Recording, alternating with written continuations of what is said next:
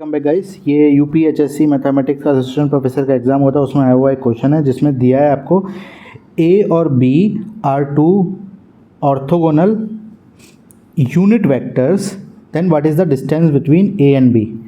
और वहाँ पे कुछ 4 ऑप्शन दिए थे। ऑप्शंस अगर आप देखें तो एक ऑप्शन था √2, दूसरा ऑप्शन था 0, तीसरा ऑप्शन था 1 एंड चौथा ऑप्शन इसी हिसाब से आप 2 ले सकते हैं। तो यहाँ पर आपको बताना है कि कौन सा ऑप्शन करेक्ट है। तो यहाँ पर मैं एक प्रोसेस नहीं बताऊँगा जनरल, बस काउंटर एग्जांपल से उसे हटाने की कोशिश करूँगा कि कौन से जो ऑप्शंस हैं वो गलत हैं।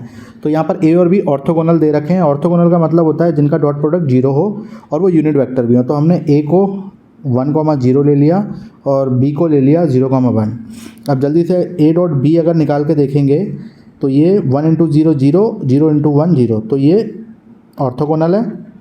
साथ ही नॉर्म ऑफ ए जो आप निकालेंगे वो भी 1 आएगी, साथ ही साथ नॉर्म ऑफ बी भी 1 आएगी। तो ये दोनों जो हैं आपके वो ऑर्थोगोनल भी हैं और यूनिट वेक्टर भी हैं। तो यहाँ से बस इनकी डिस्टेंस निकाल के देखनी है और डिस्टेंस का फॉर्मूला आपको पता ही है कि ए और बी की जो डिस्टेंस होती है वो होती है x1 x2 y1 y2। अगर इनको x1 x2 y1 y2 मान लें तो x1 - y1 का होल स्क्वायर और x2 - y2 का होल स्क्वायर, यानी 1 - 0 का होल स्क्वायर अंडर रूट में प्लस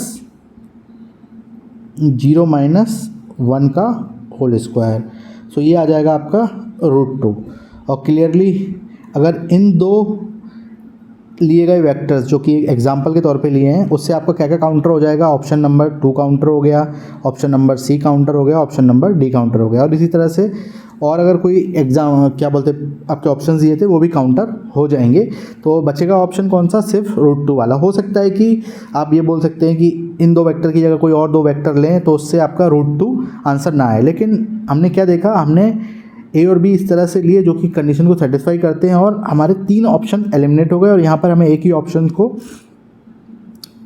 टिक करना था, तो ये हमारा बचा हुआ ऑप्शन करेक्ट हो गया।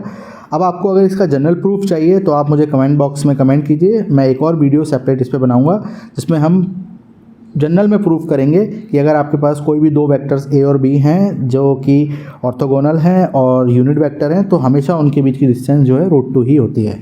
आई होप ये आपको कॉन्सेप्ट क्लियर हुआ होगा और अगर आपको इससे रिलेटेड इसमें कोई डाउट है तो आप पूछ सकते हैं कमेंट बॉक्स में। Thank you very much.